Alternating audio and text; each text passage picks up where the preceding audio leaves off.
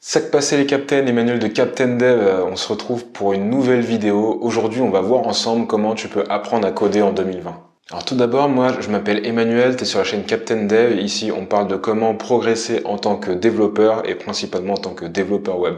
Donc si tu me connais pas, n'hésite pas à t'abonner à mes emails privés. Je t'envoie quelques conseils dans ta boîte mail 1 à 3 fois par semaine. Je reçois beaucoup de questions de personnes qui se demandent est-ce que on peut encore apprendre à coder en 2020? Est-ce qu'on peut devenir développeur ou même développeur web? Et pour moi, la réponse est oui. La réponse est vraiment oui, il y a un marché qui est toujours ultra favorable pour les développeurs, donc faut pas hésiter à se lancer et il y en a pour quelques années avant vraiment que ça sature. Je pense que c'est un métier où on a encore très peu de main d'œuvre par rapport à la demande du marché et pour répondre à cette demande, il faut former de plus en plus de personnes. Il faut savoir que développeur, c'est un terme qui est vachement large. Tu peux développer des applications web, des applications mobiles, tu peux interagir sur des systèmes qui n'ont même pas d'interface entre guillemets visuelle. C'est ce qu'on va appeler du back-end, où là tu vas devoir venir gérer de la donnée.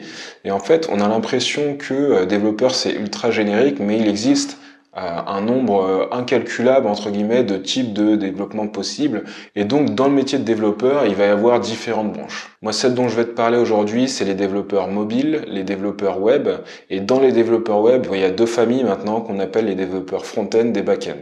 Pour schématiser, un développeur mobile va développer une application qui sera disponible sur un store comme le Google Play ou l'App Store. Et un développeur front-end va développer la vitrine de ton site web, un développeur back-end va développer tout ce qui se passe derrière. Je te le simplifie au maximum pour que tu puisses comprendre si tu n'as jamais entendu parler de développement. Donc en fait, tu vas aussi avoir des développeurs qu'on appelle full stack qui sont capables de faire un site de A à Z, entre guillemets. Donc en fait, les outils, les langages que tu vas utiliser, les plateformes que tu vas utiliser vont changer selon le produit final que tu veux développer. Si c'est un site web, tu vas pas utiliser exactement les mêmes technos qu'une application mobile. Même si il y a certaines technos qui te permettent de faire le pont entre les deux. Donc encore une fois, je vulgarise pas mal. Si je rentre pas dans les détails, c'est ultra volontaire. Donc t'excite pas dans les commentaires, sinon de toute façon, je t'affiche dans le prochain épisode. Mais concrètement, pour devenir développeur, tu vas avoir des bases communes qui vont être l'algorithmie. Tu vas apprendre à ce qu'on appelle un langage. Un langage, c'est un ensemble d'instructions qui va te permettre de venir donner des ordres à la machine dans un ordre bien spécifique et lui faire des tâches. Dans les langages, tu vas pouvoir retrouver du JavaScript, du Java, du Python, du C++, du Swift. Il y en a tellement que je les connais déjà pas tous par cœur et je vais pas tous te les citer. Globalement, un autre truc dont tu vas avoir besoin qui peut t'aider si tu veux devenir développeur, c'est l'anglais. Alors là, ça fait bizarre. Tu dois te demander, mais quel est le rapport avec l'anglais?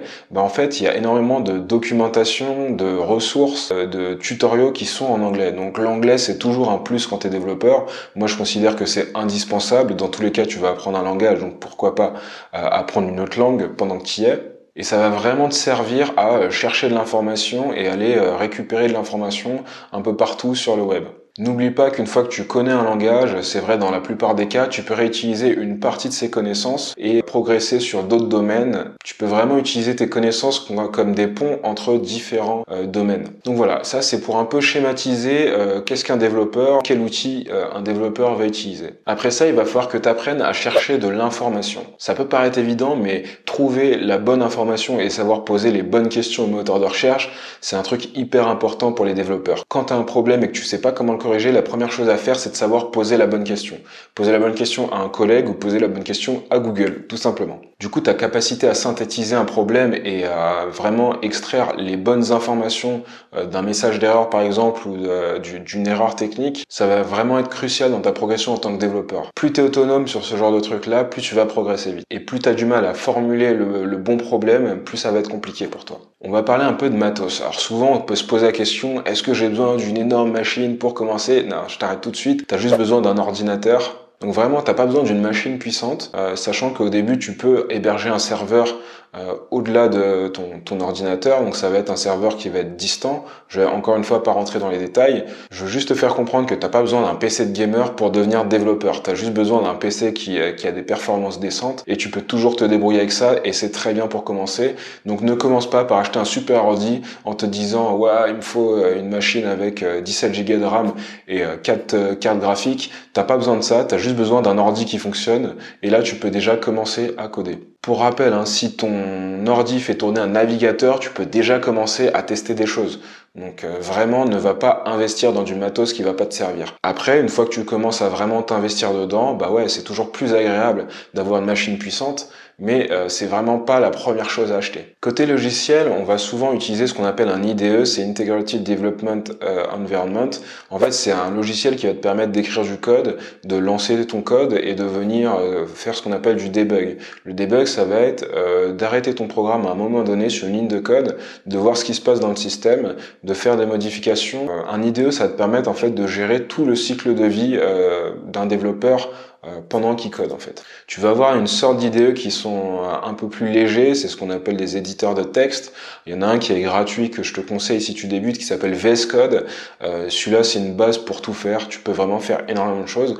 Moi j'utilise pas personnellement, j'utilise un autre IDE qui s'appelle WebStorm. D'ailleurs je ferai peut-être une vidéo dessus si ça t'intéresse, si tu as envie de savoir pourquoi je préfère rester sur un IDE un peu plus costaud. Mais globalement VS Code c'est un très bon début, donc pareil, va pas chercher à investir, prends d'abord ton ordi qui fonctionne, t'installes VS Code, t'installes Chrome, si tu as envie d'être développeur web, tu commences avec ça, c'est très bien pour apprendre les bases. Si tu as envie de devenir développeur mobile, tu peux quand même apprendre les bases de l'algorithmie et de la programmation avant d'investir dans une machine un peu plus puissante pour faire tourner des simulateurs. Bien sûr, si tu es développeur web, tu vas entendre parler de serveurs et ça, tu vas devoir sûrement en installer un sur ta machine. Donc ça te demandera une machine, je vais pas te dire plus puissante parce que franchement, la plupart des serveurs nous prennent très peu de mémoire. Donc tu peux les faire tourner sur ta machine, pareil, si l'OS tourne calmement, bah écoute, il n'y a pas besoin de gros investissements. Petit aparté, si tu fais du développement de jeux vidéo ou du développement mobile, là il te faut une machine qui est capable de faire tourner ce qu'on appelle un simulateur. Un simulateur, en fait, ça va vraiment faire tourner un simulateur de mobile en fait dans ton ordi, ce qui va te permettre de venir débugger et de développer ton application.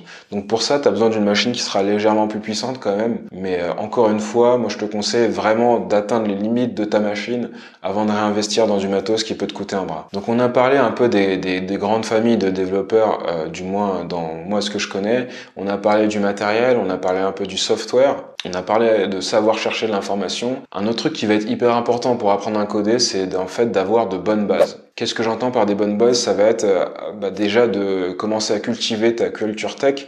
Je te mets un petit lien juste là-haut si tu veux savoir comment moi je fais ma veille.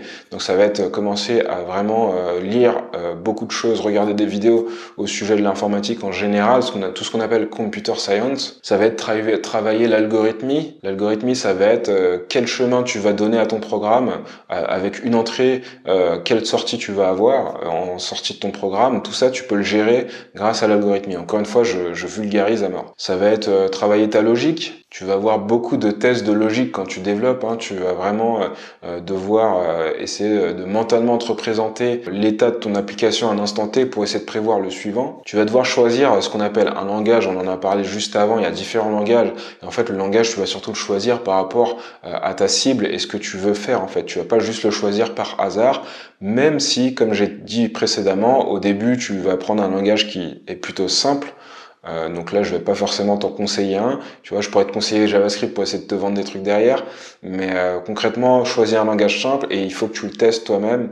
Il faut que tu fasses tes recherches. Souvent, le choix du langage va être impacté par la cible finale. Qu'est-ce que ça va dépendre de ce que tu veux faire. Si tu veux faire du web, là pour le coup, JavaScript est incontournable parce qu'il tourne à la fois dans le navigateur et maintenant on peut aussi le faire tourner dans le serveur. Donc l'idée c'est de trouver un écosystème qui te plaît, qui va te permettre de réussir à produire ce que tu veux faire et vraiment de plonger à fond dedans. Et pour maximiser tes chances de progresser, il va falloir vraiment essayer d'utiliser au maximum cet écosystème. Donc je te donne un exemple, là actuellement je suis sur un écosystème en JavaScript, React.js et Node.js. Donc tout ça, c'est un set de techno que j'assemble entre guillemets et qui me permet de propulser des applications. Moi, c'est un choix. Avant, je faisais du JavaScript et du .NET, donc c'était sur la plateforme Microsoft. Donc après, il faut savoir que t'es pas figé dans le temps, tu peux changer de plateforme, ça va juste te reprendre un peu de temps à réapprendre pas mal de choses, mais tu vas garder une base vraiment commune entre toutes ces plateformes et toutes ces technos. Donc ta culture tech, elle va vraiment être importante parce que c'est ça qui va te permettre de consolider tes bases, et après, une fois que tu vas avoir tes bases, tu vas pouvoir partir dans une branche ou une autre. Dernière chose qui peut te permettre aussi d'apprendre à coder en 2020, ça va être vraiment de pratiquer. Et en fait, on s'en rend pas compte, mais c'est la chose la plus importante. Plus tu pratiques, plus tu vas progresser. Souvent, on me pose la question comme s'il y avait une façon de progresser, de devenir un développeur, mais pas du tout. Il y en a des centaines de milliers, il y en a même autant qu'il y a de personnes. Et en fait, le seul truc qu'on doit tous avoir en commun, c'est de pratiquer et de pratiquer régulièrement. Donc la pratique, c'est vraiment indispensable et ça, peu importe ton niveau d'expérience, tu es obligé de pratiquer. Bien sûr, tu apprends plus vite à terme, au bout de quelques années, mais concrètement, tu es obligé de pratiquer tous les jours. Donc si par exemple, si t'es pas encore développeur et que tu veux devenir développeur, je te remettrai des liens dans la description avec des ressources qui peuvent t'aider. Bien sûr, la majorité seront en anglais. Je te mets à l'écran la petite roadmap que tu trouves sur HackerNoon.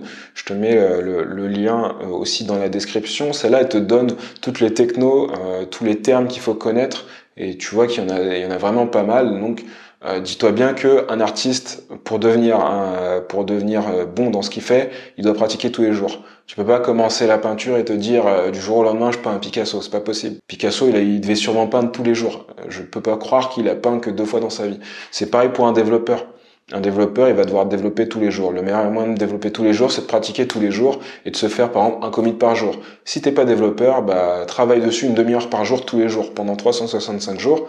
Tu verras que tu vas commencer à progresser et tu deviendras développeur. Donc pratique tous les jours, crée-toi un portfolio. Donc c'est-à-dire que tu vas essayer de centraliser tous tes projets sur une interface ou un repository GitHub ou même juste un dossier dans ton Google Drive si t'es pas à l'aise avec Git.